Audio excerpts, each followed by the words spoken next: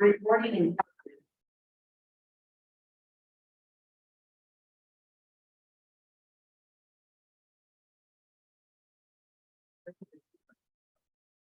Good afternoon, Flint Rotary. Wonderful to have everyone here today. Today is Friday, April 14th. So next Tuesday, of course, will mark a somber occasion with Holocaust Remembrance Day.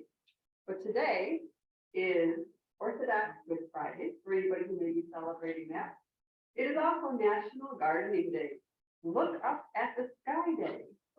National Dive Bar Day. And International Moments of Laughter Day. So no one exactly. You are permitted and encouraged to laugh, but only for a moment. Chuckle limits will be strictly enforced. And on that subject, for those of you who missed the joke duel, I too missed the joke duel, but we are sadly at the moment laughing on duelists. So if you have a joke in your repertoire that you would be excited to share, please follow up with me. I would love to have at least one more before I have to give up the podium here. This week, we get to welcome Teresa Roach, who is joining us from the Flint Fitness Foundation, and we'll be talking about mindful leadership.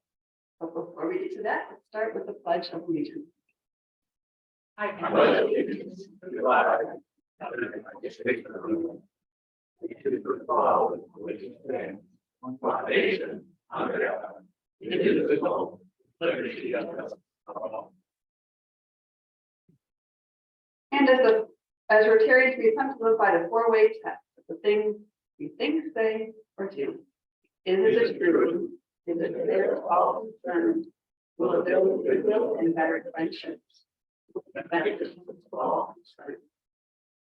Well, today for our inspirational message, we have a mystery Rotarian. So I will invite you to take your seats while I cue up our mystery Rotarian.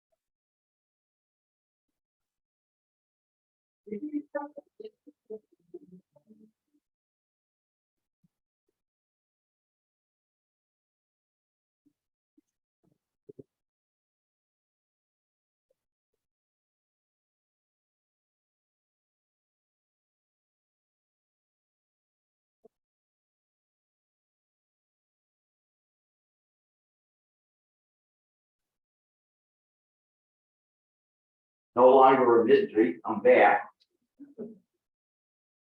Remembering, remembering.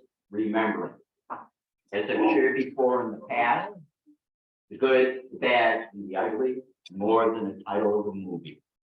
They're the realities of everyday life. And you know, it don't come easy. Last Friday marked the 3rd anniversary in which our club adapted, improvised, and overcame via Zoom to meet due to the 2020 pandemic. And you know, it don't come easy. And special thanks to President George for his effort.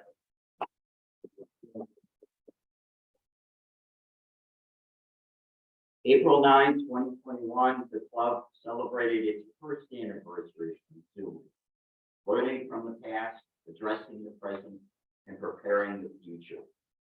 And you know, it don't come easy. Perseverance was the word, continuing to adapt, improvise, and overcome. And you know, it don't come easy. And though he's not here today, special thanks to President Ray.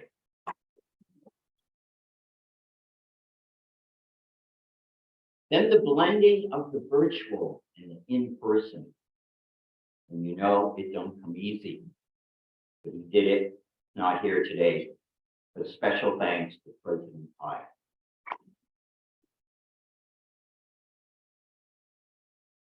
The transition continues.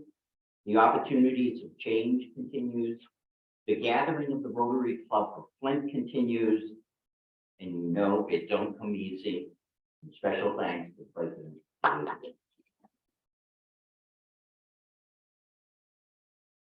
Yet the true inspiration for persevering in the Rotary Club of Flint is each of us, in person, virtual, or in extension. As the video illustrated, it is us. It is us. And if you want to play the blues, you gotta pay your dues. And you know it don't come easy. And as a side note, next Wednesday, April the 19th, Patriots Day, 248 years ago, marks the event leading to the establishment of our nation, and the struggle and challenge of the evolution of American democracy. And you know, it don't come easy. Thank you, and celebrate.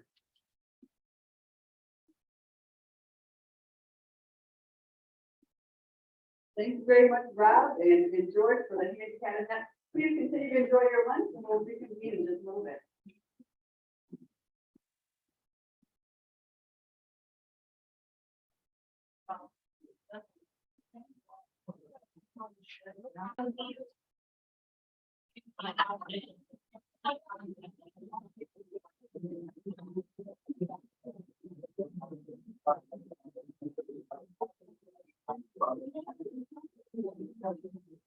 Well, turning back, Brennan.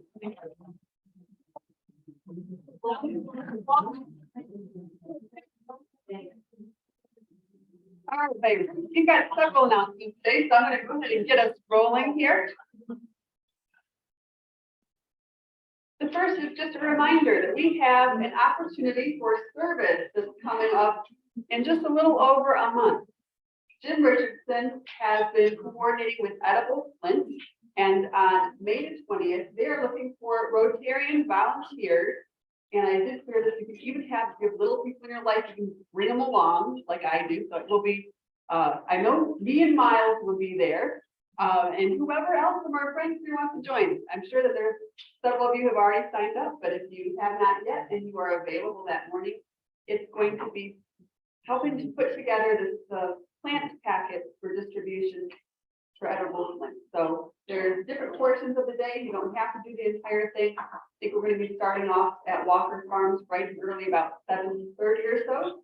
And then after we load things up there, we'll take it over to Neighborhood Engagement Hub and get the individual packets ready for distribution. So again, please reach out to Jim if that's something that you'd be willing to help with. I also want to say thank you to several people, but at the moment, Joe Martin, he helped us put together a social gathering. We played with having, instead of our normal 5th Friday White Horse, we tried something a little different. We went to Market Tap.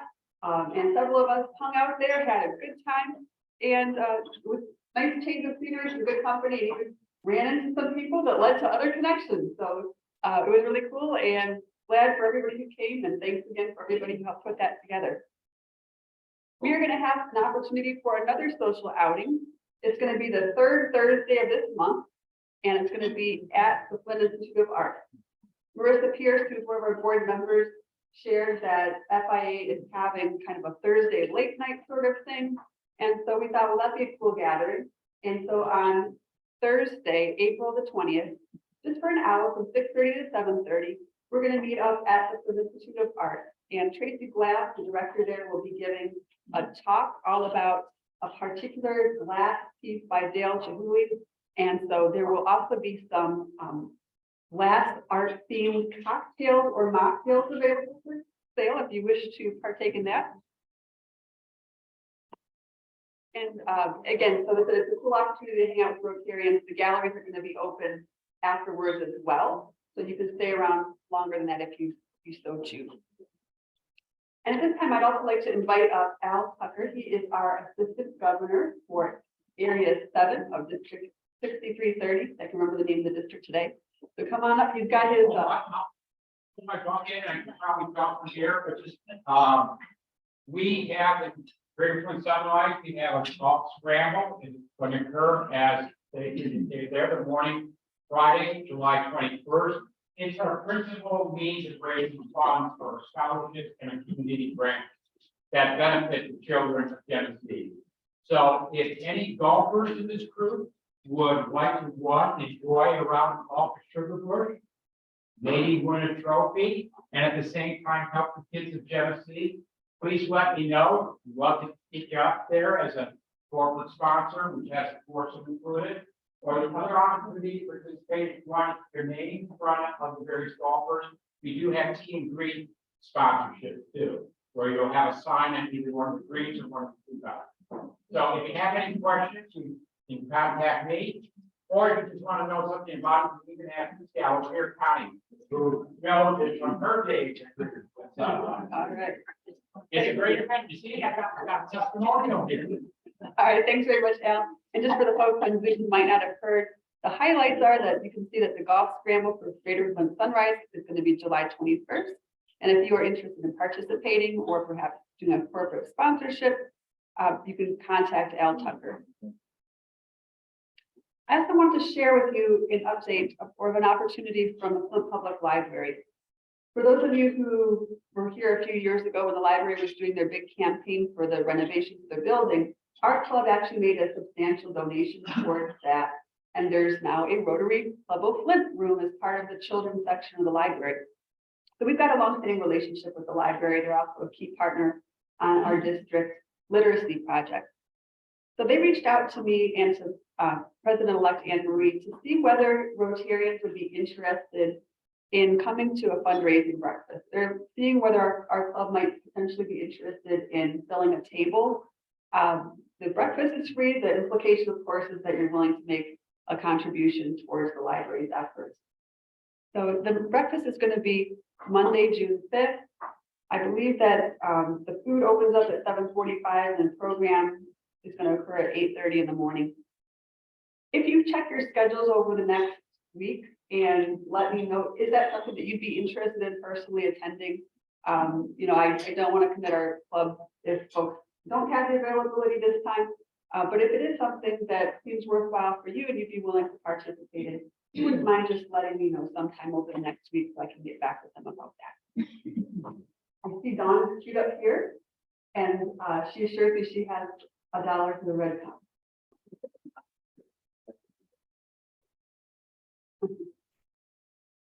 Yes, I forgot to bring the paper copies of this, so now I have to read aloud to you. I want to invite everybody to the second concert in the MCC Centennial Lecture and Concert Series. It will be held April 30th, Sunday, April 30th, at 4 p.m. in the Mott Memorial Building. And we are doing music from Mott's history. So our first concert was the Roaring Twenties and above. And this time we're featuring the music that we're doing the jazz years. And Pat Cronley will be there with his Jazz on Wheels folks. So it should be a really good concert. Again, that's Sunday, April 30th at 4 p.m. It is free and open to the public. And it's part of our centennial celebration. And as for the luncheon or the breakfast for the library, I got invited to that one year and I'm now a sustaining member. So I do a monthly donation. So I highly recommend it.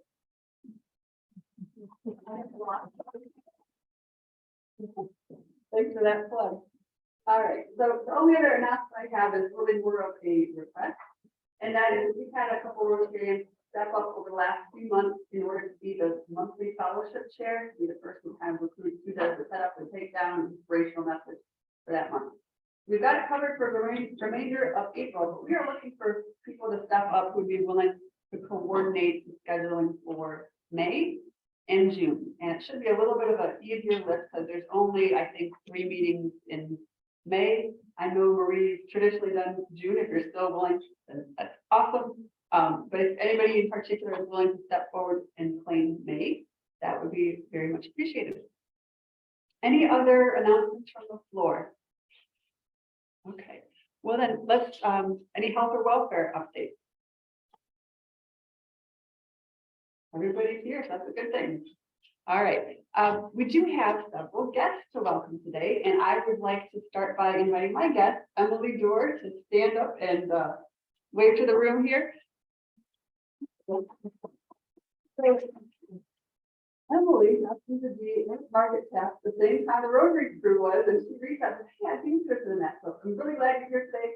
She wears a number of different hats. She's currently the executive director of the Michigan State Land Bank, and she is going to be the proprietor of a soon-to-be-open new business in Carriagetown called Queen's Provisions. So if you like charcuterie and wine and beer and things like that, then you can see Emily because she can tell you way more about it than I can. We have some other guests as well. Bob, would you like to introduce your guest? You don't know. That's a shame. I've never met. They come in.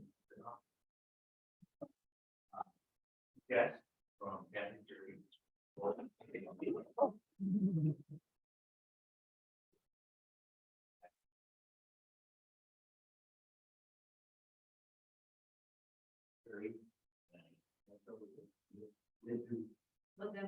Thank you. Thank you. Majestic. And these are fun development. So we're very happy to come forward. And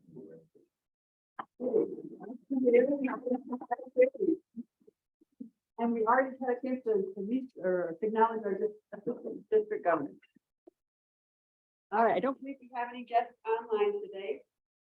So that brings us to the all important 50/50 raffle. Oh, fame, fortune, and half the time. Oh, for Dr.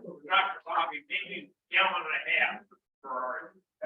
And I need it, and I'm honest. Poorly. Yeah, if you, and besides, if we use it for everybody, if you watch, you will find nefarious.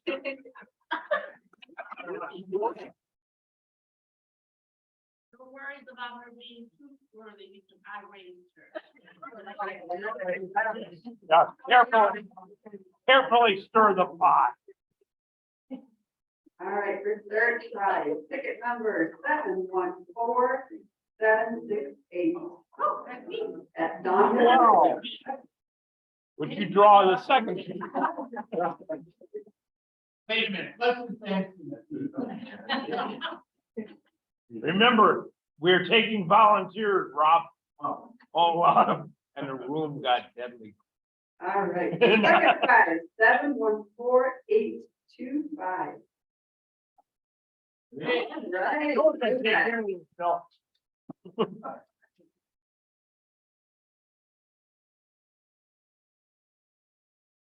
Right, and then for the grand prize. It's not a bad take this Not week. a bad thing, rather heavy envelope. Yes. And the grand prize goes to 714754. 754. 754.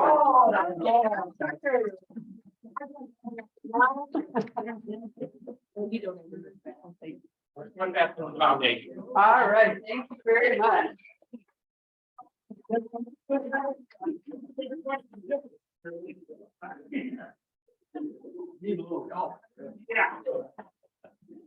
All right, so that brings us to the lead portion of our program today and to introduce our guest speaker. We have David Smith.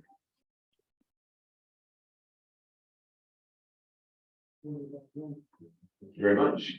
So it's my pleasure to introduce our speaker today. I'm an enormous fan of the CRIM organization, as many of us are in this room.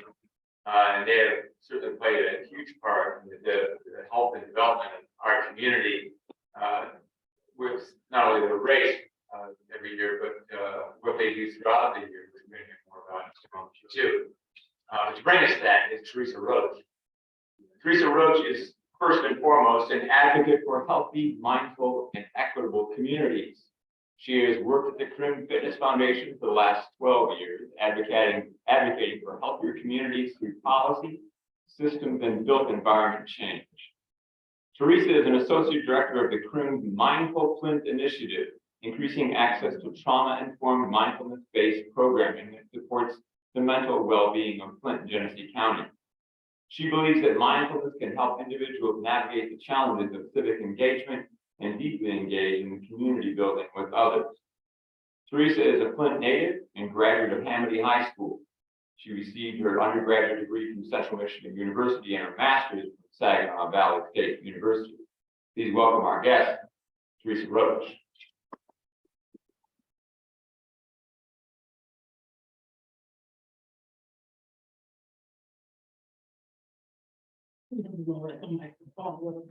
Thank you so much. Thank you all for allowing me to come and speak today. All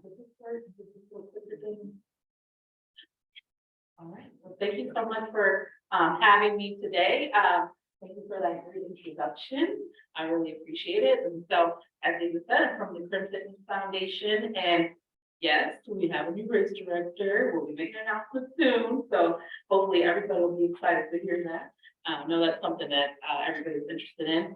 Also, yes, you can sign up for all of our training programs and events right now. So everything's open. So if anybody's interested, do that. I'm not the race director, but I'm answering those questions now, if I can, before you ask me. So I'm here to talk to you about mindfulness, which some of you may already know about. You know, we've got a board member that's a Rotarian, Nick, and then we've got some folks that are on our mindful advisory committee or helped us at least get started. I got you, Bobby. So thank you all so much. And if you have been in any of our programs or you've been involved, sorry if I didn't know that because I've been with the team for 1 year. Yesterday I celebrated my 13th anniversary with the firm, so now I've been here 13 years. And I got my start in neighborhood work and advocacy and civic engagement, which is kind of what led me to mindfulness. And so at the CRIM Fitness Foundation, our mission and our vision statement for the CRIM is to create vibrant, accessible communities in Flint and Genesee County. And so you may be wondering why this organization that does a 10-mile race doing mindfulness is because we truly believe that in order to have a healthy community, you need to look at various different aspects of the community, the way it's built, the way it's run, the way we talk to each other, the way we converse with one another, just the way that we socialize even can all have an impact on your health at the end of the day. And so we are really all about enabling people and empowering people to eat healthy, live healthy, have healthy relationships, and even work through trauma that maybe is a barrier for them to be able to build things. So we really, at the end of the day, want people to have happy, healthy lives. And that's why I do what I do. So of course, I'm here to talk about mindfulness, so we're clearly going to try some mindfulness. So if you would like to humor me and participate, find a comfortable way to sit in your seat. You can put your feet on the floor. Maybe you're sitting up straight. I would call it kind of like my superhero posture, just having like a straight back. You can close your eyes if that feels comfortable for you, or you can keep your eyes open or slowly gaze. Or if you're like, I don't know about this, you can just stare at me afterwards if you want to do that too. Also, I'm kind of a goofball, so if I make jokes, that's just what's going to happen. You just have to roll with me. So if you like to close your eyes, you can. So since we're in the beginning of spring, I'd like to try to focus a little bit on routine, sort of as some renewal and beginning. Just take a deep breath in and exhale. Just allow yourself to settle in. And if you can, bring one thing to mind that reminds you of spring. Something that brings a smile to your face, reminds you of just starting of a new season. Maybe it's gardening, maybe it's getting your bike out, maybe it's hanging up your winter jacket and not needing to bring it back out, until next week when it snows again. What is something that reminds you of spring, new beginnings? Once you have that in mind, perhaps you can even see yourself moving through that experience. With gardening, maybe you see yourself out in the garden, feeling the sun on your shoulders, feeling your hands getting dirty, smell of your flowers. If it's biking or walking or just spending time with your family, maybe you can feel the wind on your face. Maybe you just like sitting on the porch more often. What is that one thing about spring that you can kind of envision yourself moving through?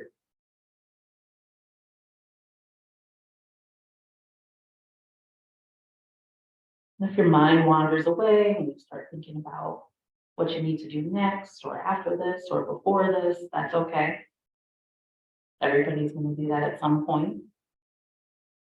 Just bring your attention back to this anchor, this vision, this celebration of a new beginning. We often don't slow down enough to just appreciate the small moments. And Michigan spring can sometimes feel like a small moment because it's already summer, it seems like, or winter.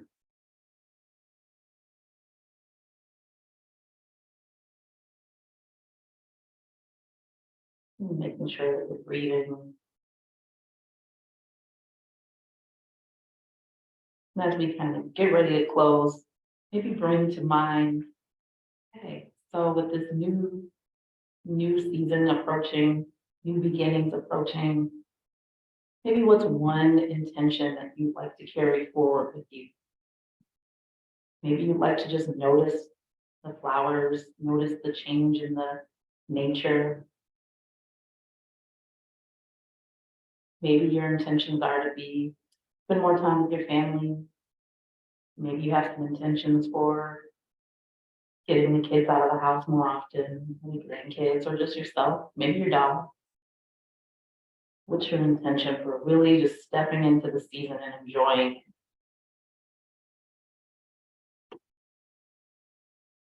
And slowing down.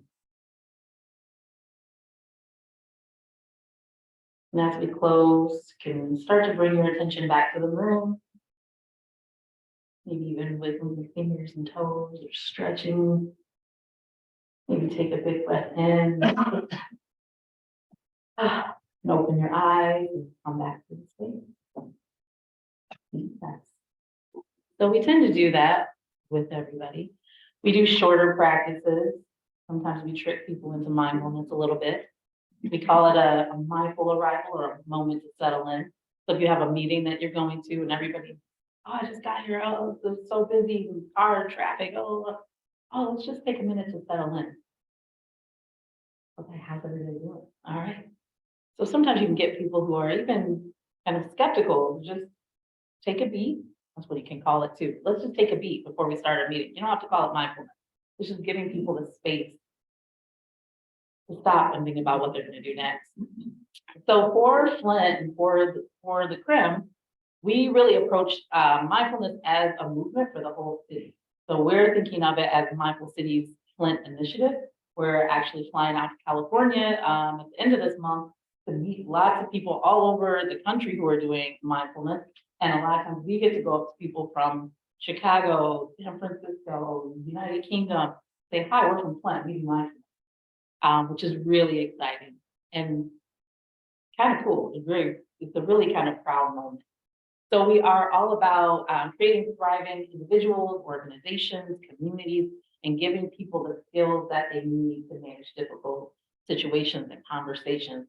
Because as we know, when people are in their survival state or when they don't have the things that they need, it's a lot less likely that they're really even going to care about eating healthy or going for a run. They're too stressed out to worry about that right now. So for us, this is the beginning of becoming more healthy, is really giving people this opportunity to slow down and pay attention to what it is that they need.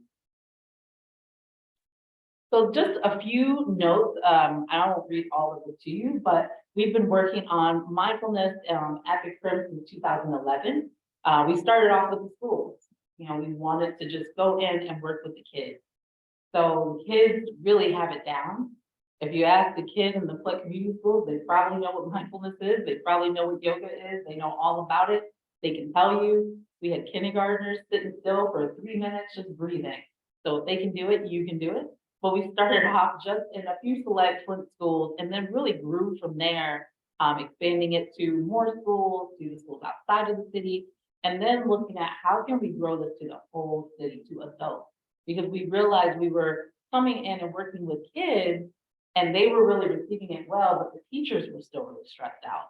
And now even more so. We all know, like, post-COVID, there's a shortage for educators and they are all burnt out for the most part. And so we're able to come in and give them what they need so that the kids can get what they need as well.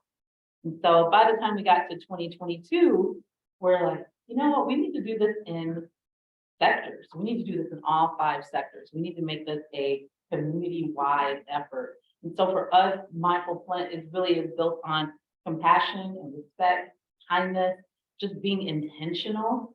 So a lot of times people wonder, well, mindfulness is, you know, breathing and settling in and calming yourself, but also that you can be more intentional in your interactions with other people, that you can be more mindful in your decision-making. So as a leader, you can be calm when you have that employee that maybe you need to talk to about something pretty serious, and you don't want to go in all hot and like, oh, I gotta get ready, prepared for this. I'm really disappointed in this person. How am I going to handle this conversation? A lot of times we talk to people about how you can use mindfulness to kind of help you through that before you even step into that conversation. So mindfulness is for us, it's more than, you know, just breathing. It is breathing, but it's also calming down and really slowing down the brain so that you know how you want to react. So like I said, we approach this in a 5-sector sort of strategy that is community-wide, and blocking out the rest of our work here, but that's okay. That's okay. So we are looking at, as far as in terms of business, health, community sector, and youth and education. That's all one sector. I am the associate director for community and civic, and then we also have a director for the business and health sectors, and also the education and youth sector. So I have 2 colleagues that manage those. And right in the center, it's a little hard to see, but I'll expand it in a moment. In the center are also the groups and the coalitions and the networks that help us make this happen. Our team is really 5 or 6 people strong. We're a very small team, but we have a huge network of people that help us to make this happen. And this is our network. So it's a little bit difficult to see, but there's only a few of us in, there it is. There's a few of us in yellow, like right here, there's my colleague, there's a couple of other people that are colleagues. There's probably 6 of us up here that are actually colleagues. And then everybody else is a part of our network. Everybody else are teachers, educators, yoga teachers, people who've been trained to facilitate work with us, social workers, community members, artists, teachers. And so we work with them and help and teach them how they can carry mindfulness into the work that they do and facilitate and train other people in mindfulness. So we don't do it alone. And so this is another, just a kind of a snapshot of the people that we are working with right now. And we have partners in all 5 sectors. Our business sector and our civic sector, I believe, are kind of our newest sectors. But in our business sector, we're working with the chamber. We work with HAP, we've been working with a lot of different groups, but that's our newest sector. Our associate director actually came on probably a couple months ago for that sector. You can see in our health sector, working with hospitals, working with doctors, with Dr. Mona and Dr. Bobby were really critical to getting some of this off the ground, which is really exciting. And being able to bring some research and validation of what we do, that there is actual change in the brain when you practice mindfulness over time. That's been really powerful to bring into different spaces. We've been working with the sheriff's department, with the jails. We go into jails and teach mindfulness and movement to inmates. And actually have some facts about that as well, that we've already seen a decrease in depression, an increase in coping mechanisms. And this is with people that are in one of the most stressful situations you could be in, which is you're in jail and you have no control over your environment. And being able to see those kind of results in inmates is really incredible.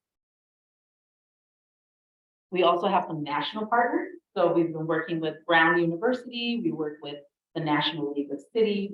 We've been working with Mindful Badge, society, foundation for Mindful Society. Lots and lots of partners all over the country and in the state and in our community here right in Flint. And so this, I really want to talk a lot more about our fellows. So these are folks that you might even know. Some of these people, I'm sure you probably know them personally. You're like, I know them. What? They do stuff with the friends. So these are our CRIM Mindful Fellows. I think during COVID, so yeah, 3 years ago now, during COVID, we decided we were going to launch this movement to have fellows, folks that we wanted to be able to start teaching some mindful leadership skills in the community. And so we've been working with Google and Search Inside Yourself Leadership Institute to really roll out this idea of having a mindful leadership program. So mindfulness can become much more practical for people. I personally was a skeptic of mindfulness when we started. Like, why are they making me do this? What are we supposed to be doing? We're sitting here. I don't understand. And then as soon as we started to roll out this idea of making it really like a strategy, it made a lot more sense to me.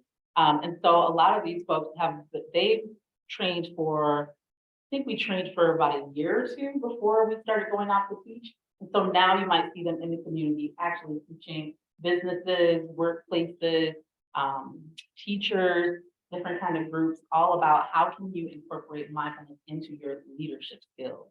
And one of the main ways is that mindfulness really creates this opportunity for you to slow down and hear what the other person has to say, make sure that you're hearing it correctly, and then choose how you want to respond to them.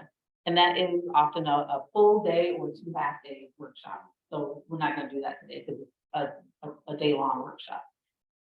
But we'll give you all the information you need. If you're interested in having your own, we have done smaller groups. We've worked with church groups and we do like small 6-week sessions.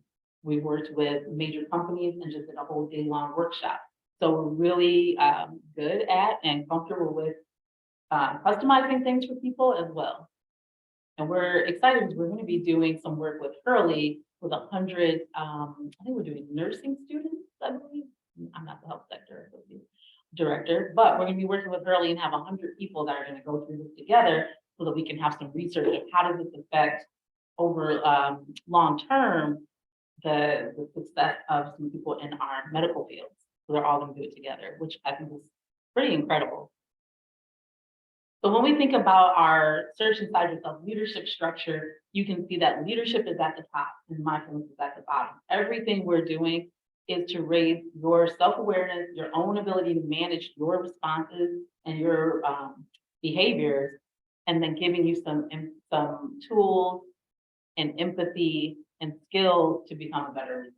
And so some of the things that you all were saying in the 4-way test.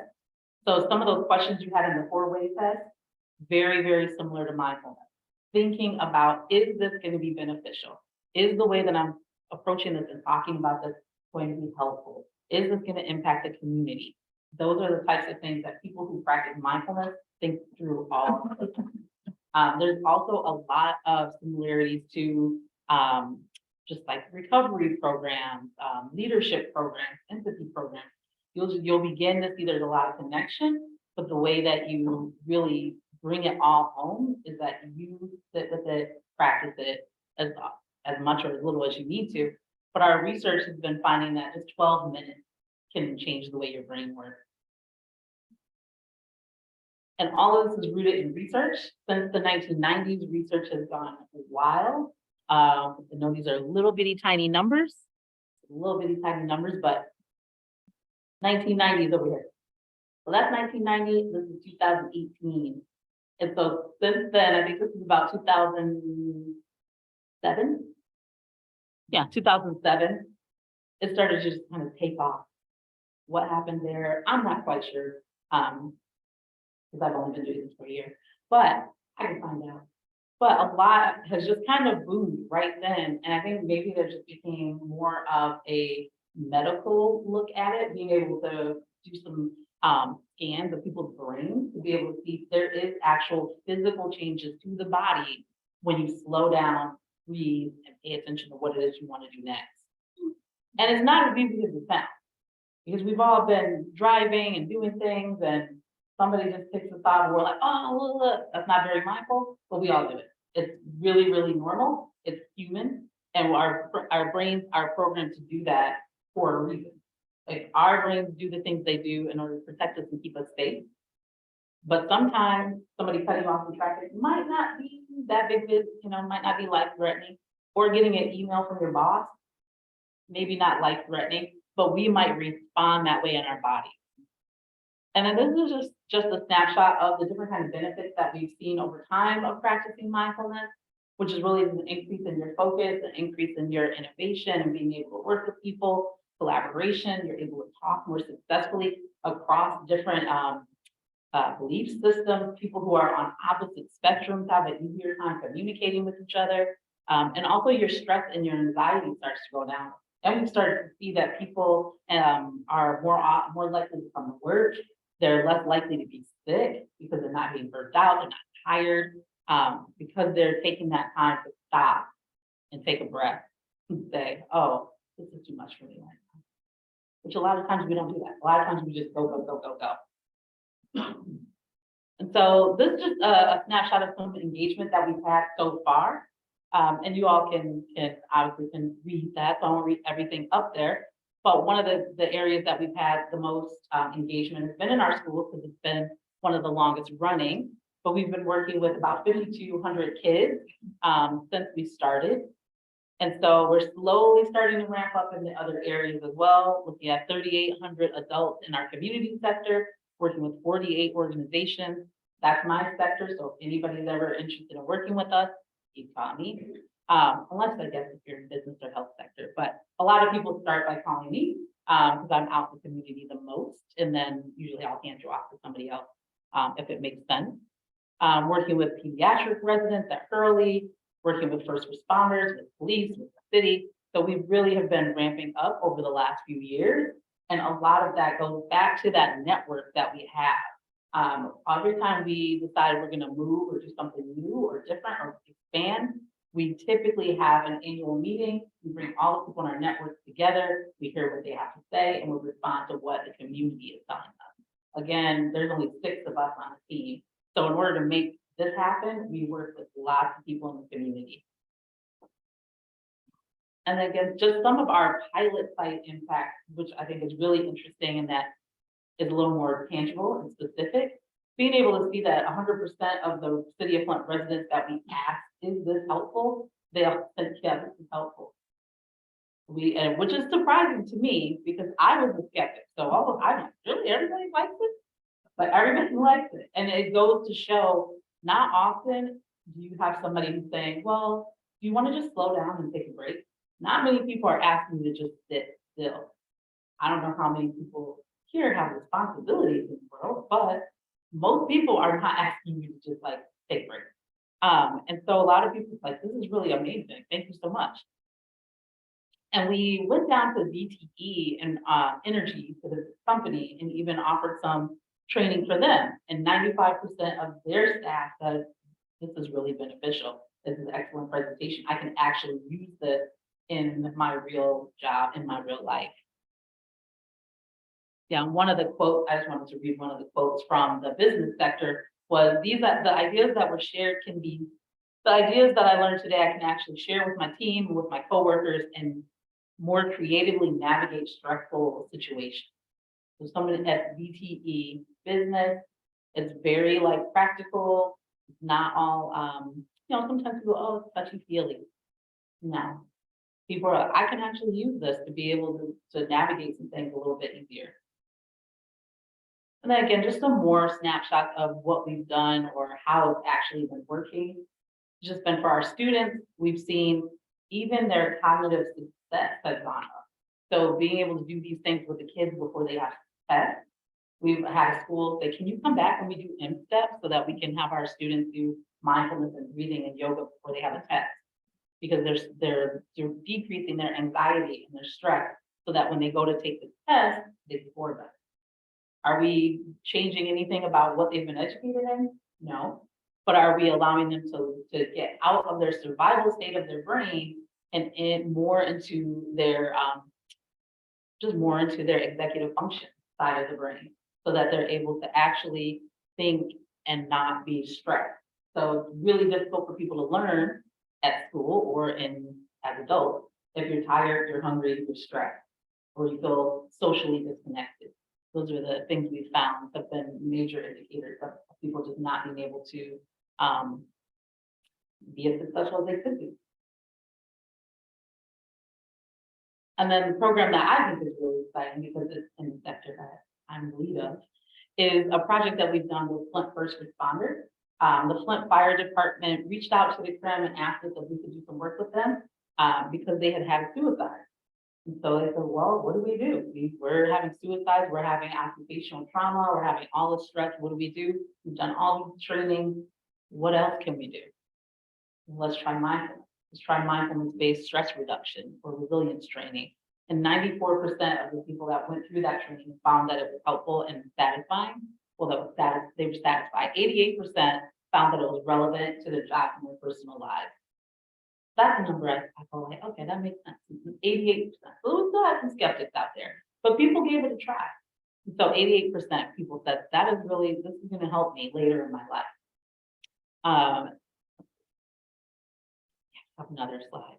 So we had a quote here too that I wanted to bring up. So we had 73% of people said, I feel like I'm more resilient now, or I feel like I can actually handle things now. I know what I can do to actually be able to manage this situation.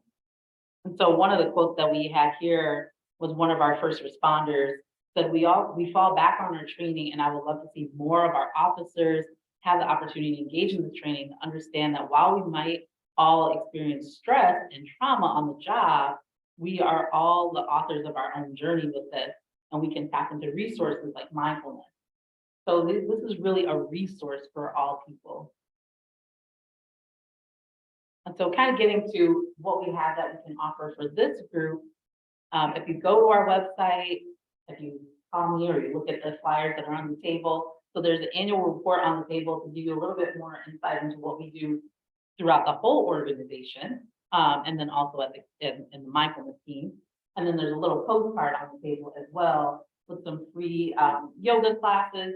And if you keep that, there's a QR code on there. So if the dates get outdated on the postcard, you can still access the information. We'll update that particular website. But we also have trainings on adverse childhood experiences. So positive experiences and adverse experiences. What does that mean? How does that impact our lives and our children, and what do we do about it? Community and yoga and meditation classes. We have, we also facilitate truth and racial healing and transformation circles. So we're having conversations about race, about policy, and how can we transform our own community. And then also mindfulness-based stress reduction, which is more of an individual program, but gives you the tools that you need to manage stress in your life. This is just a screenshot of the website. I'm not expecting you to read this or be able to see it. When you go to the website, there's underneath our mindfulness events, you'll see something like this. And there's lots of options on the website where we have different trainings, different documentaries. Sometimes we have just talk back sessions. Sometimes we do 1 hour things. We're working with the library to do some mindful reading, which is really just how do I use mindfulness in my personal life? And all of that The Mindful Me is gonna be free. Most of the programming that we offer is free when we work with an organization in order to offer it for free.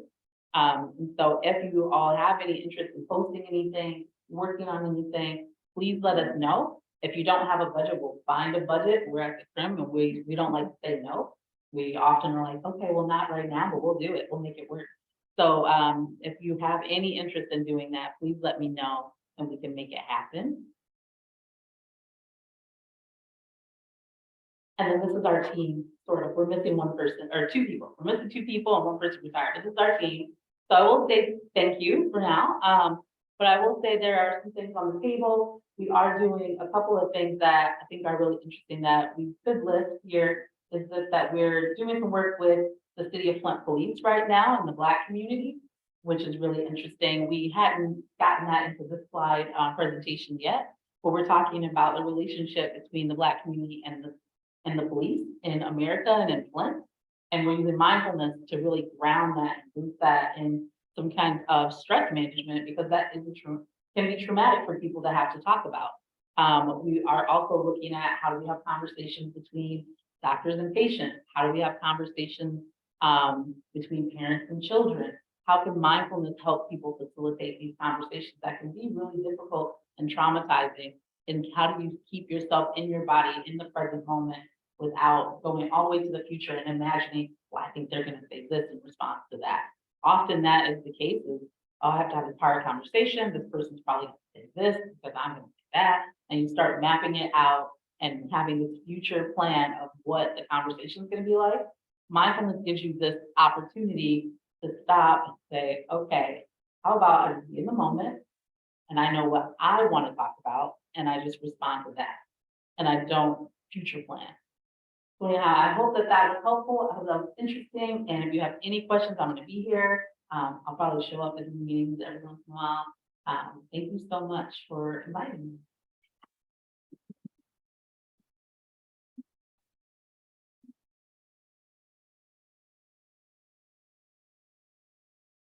All right, this time here, if there's any questions in the moment here. Just after our little chat here, I want to confess that it would be hard for me. I see the benefits of mindfulness, but how do you approach someone who is, and you have been, a skeptic of the benefits without alienating, without pushing them off, just giving them a capsule they can identify with and perhaps buy into that? So for skeptics like me, it was a lot of offering me different options. So I was really truly like, you can't make me do this on my first time. I don't know about this. They're like, practice this mindfulness. This is great. I'm like, okay, well, I'm doing policy work and trying to get the mayor to sign something. That was my job, was infrastructure and policy. Elizabeth, she's my program manager. So, but a lot of my job was very concrete, with advocacy work, with holding people accountable, very like, I'm going to stand up in front of the council and read this thing, and you're going to do this. What do you mean I have to slow down and be soft? And that was not me. So it was a lot of options, choices, different ideas, and then showing people that it's working just by moving in it yourself. You say, oh, well, that's okay. If you don't, that's fine. I'm just letting you know about it. If you don't want to do it, that's totally fine. But then you start to see other people are changing. You're like, well, how come they're like, man, you were really able to handle that conversation. That guy was really, he was not letting you, he was really giving you a hard time. And you're not upset about it? Like, no, and you start to see other people moving that way. And you're like, how'd you do that? What is that? Can I have that? I want to get some of that. You really are calm after that guy was giving you a very difficult time. Or we just went to the meeting and nothing changed and now you're all frustrated.